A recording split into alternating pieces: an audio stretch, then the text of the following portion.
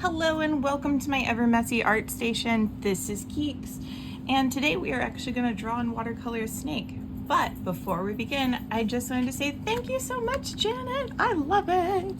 So I had written a letter to Janet M. Young, who is one of my favorite artists. She does a lot of watercolor, and she also does the really cool scavenger hunts every year.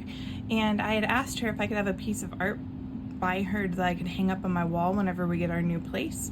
That way I could be inspired by her, and she made this beautiful, beautiful piece of work on stream, and it's so detailed. I love all the little designs and everything on it.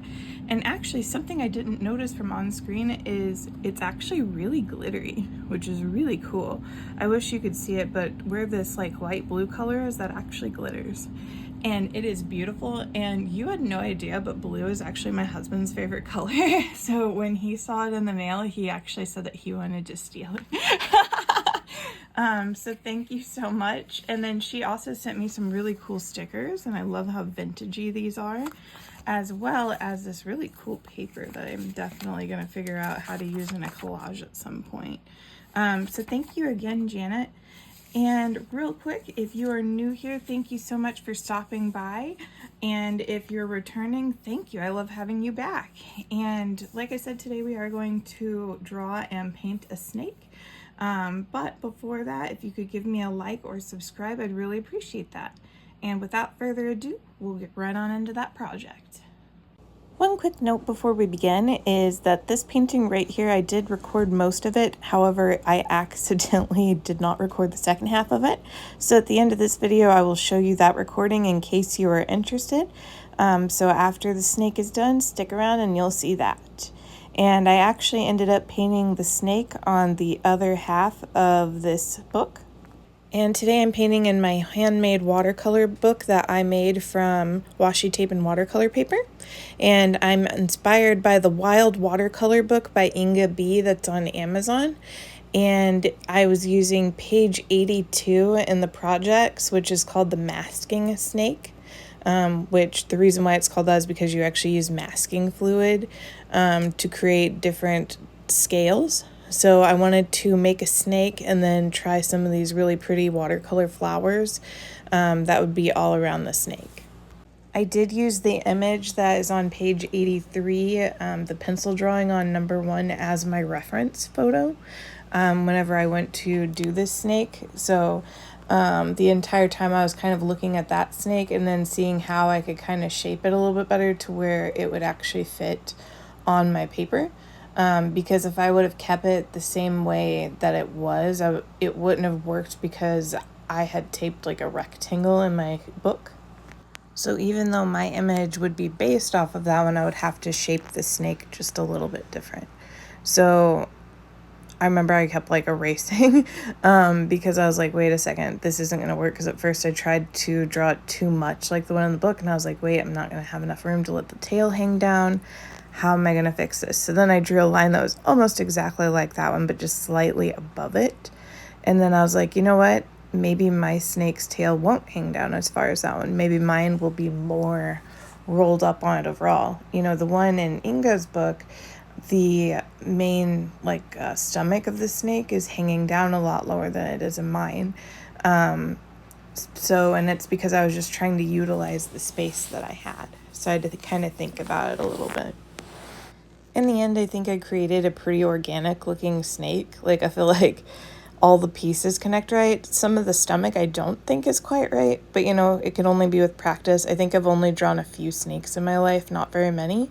So I just wanted to kind of have fun with it. And I wanted to kind of, I don't know, play with it a little bit, make it more my own, because I felt, you know, like if I'm looking at a reference, I don't want to do exactly what's in the reference. I want it to be more me.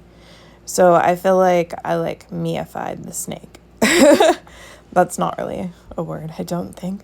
But that's how I felt about it anyway. Oh, and I did want to mention that I did put on my drawing art glove at that point whenever I was drawing it. That way I wouldn't smear the pencil everywhere, because I do like to erase my pencil drawings unless I want things to smear on purpose. So I did erase all of that and made the line work stand out before I added the masking fluid.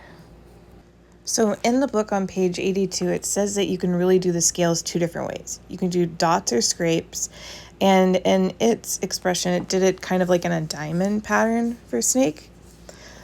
Personally, I felt like this was the hardest part about this whole thing.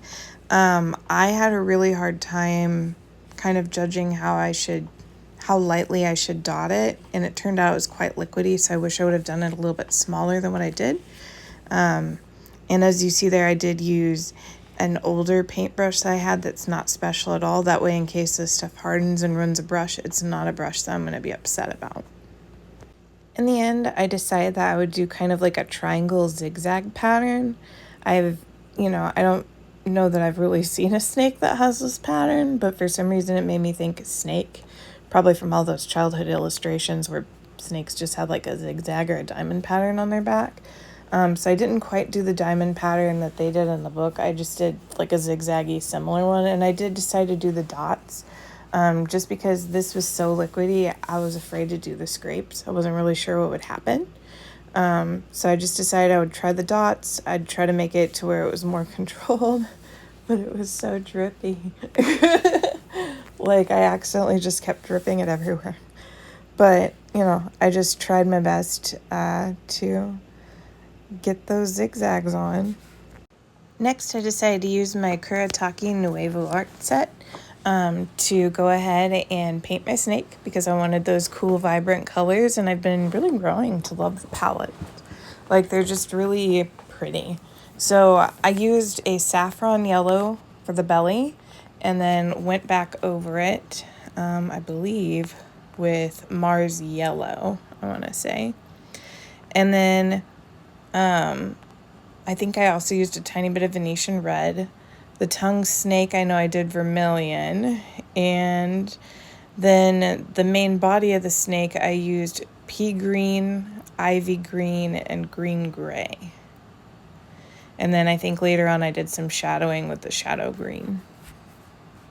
It's funny because I feel like I sound like a broken record, but one of the things I struggled with most was water control. I was trying to do that thing where the colors like fade into each other, but the problem is I was using way too much water in my brush, and I should have tried to use like my palette plate that I put out instead of going directly from the ink palette like I was.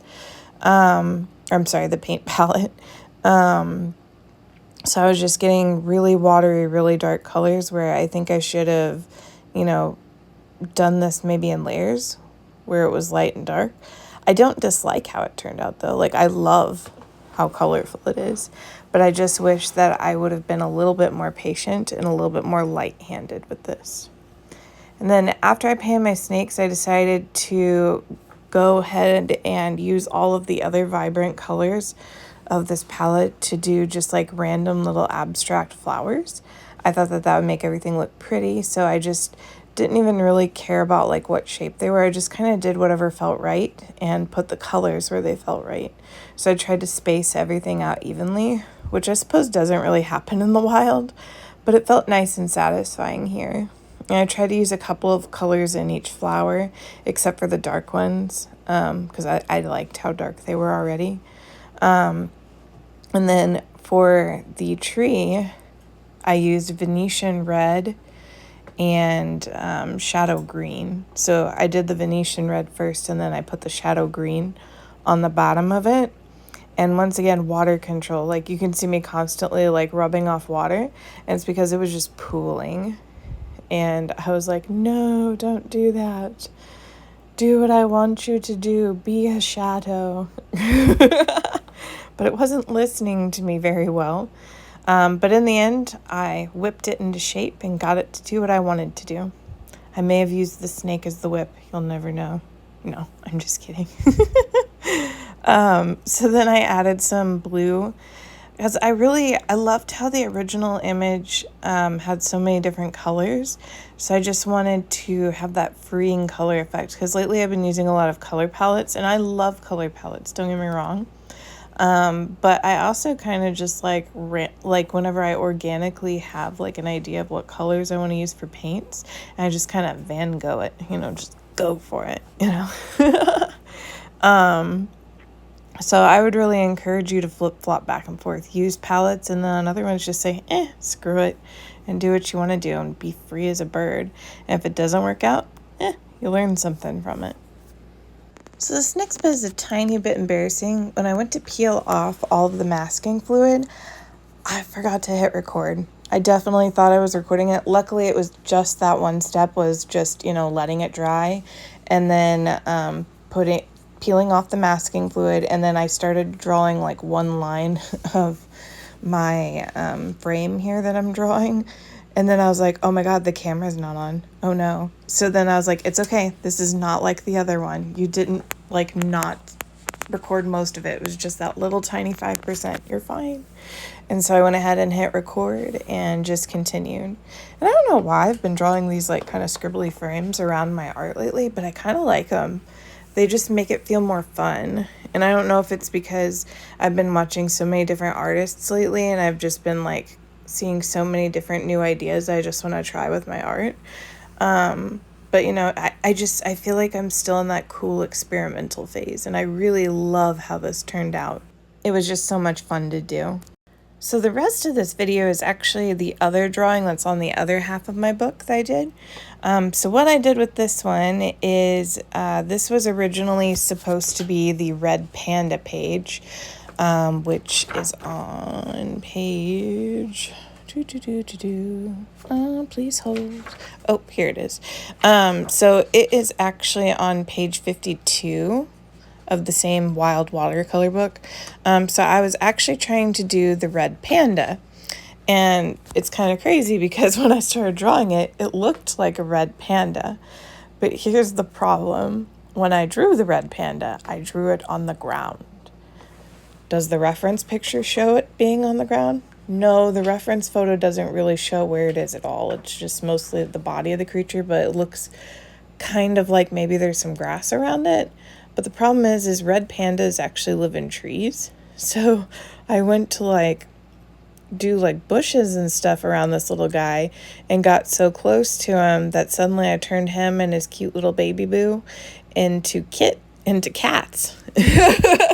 And then all of a sudden I realized that they were orange, like the kitten Orange that we fostered. So I think I must have just had orange on my mind when I was doing this. But whatever ended up happening, the second half of this painting, I ended up not recording, and I don't know what happened. I thought I hit record, and once again, I just kind of went for it. And I guess I was just so in the zone for probably 30 minutes. And then, I went to turn the camera off, and my stomach just kind of dropped because I didn't record any of it. But luckily, some of the recording was saved. So it just kind of shows the process. In the original image, it only showed this cute red panda. So I went ahead and added a baby to it because I didn't quite put the red panda in the center. So I wasn't sure how to quite fix that because I really liked what my red panda looked like. So instead, I ended up drawing the little baby beside it. And I kind of think that's where I went wrong, because I think the baby, instead of looking like a red panda, ended up looking more like a kitten. I feel like I exaggerated the facial features a little bit too much, and that's what went wrong. But at least in the beginning, it did look like it was supposed to be a red panda, or at least maybe a red raccoon. I'm not sure. I think I would definitely need to try to redraw this again, because I don't feel like I quite got what I was going for there, because it looks like too many different animals and not enough like the animal I was trying to go for. But I do think that this was really good practice, and I really enjoyed adding the outlines like you see me doing right here. I loved doing that part. I thought that part was a lot of fun. I was a little confused because for some reason the baby wasn't as vibrant as the parent was. And I also didn't quite follow the right facial patterns either, but that's okay. I mean, I still think that they looked close enough alike in color that it wasn't that big of a deal. The other thing that I really enjoyed practicing was doing the wet on wet technique, which, as you saw there, I ended up wetting the paper first, and then I started adding pops of color everywhere. And then if I would get too close to the animals, then I would kind of wipe it away. But as I was doing that, I realized, hey, if these were real animals, they would be using foliage to hide, especially because if this is a human looking at them, they would probably want to hide a bit. So whenever I started adding foliage around, I think that's when I started losing so many of the details. And when I think about it, whenever I see red pandas at the zoo, they're never on the ground like this. They're almost always in a tree. So I think next time, instead of using this book's reference photo, I think I'll look up a different reference photo, maybe from like one that I've taken or something at the zoo.